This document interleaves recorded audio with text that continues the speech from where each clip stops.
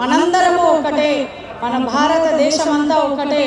ఈరోజు మేము మానవ జాతిలో ఒక మనిషిలాగా కనిపిస్తున్నాము. కానీ ఎదురు తిరిగితే మా సైన్యం ఎలా ఉంటుందో చూపించాలంటే ఈరోజు ప్రతి ఒక్కరికి కూడా ఈ అవకాశం వచ్చింది.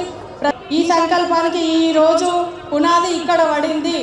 ఈ పునాది అనేది దేశవ్యాప్తంగా మొదలయ్యి మరి ప్రతి ఒక్కరిని చైతన్యపరచాలని, ఆ చైతన్యపరిచే దిశగా మన గణేష్ ఉత్సవ సేన కూడా ముందుండాలని మరి పెద్దలందరికీ కూడా విన్నవించుకుంటున్నాను.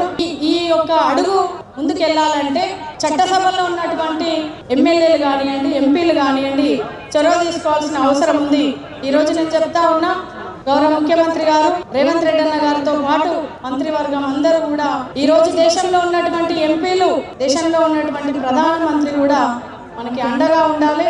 చట్టసభలో ఒక బిల్లుని పాస్ చేయాలని కోరుకుంటూ చట్టపరంగా మనం ముందుకెళ్ళాలని తెలియజేసుకుంటూ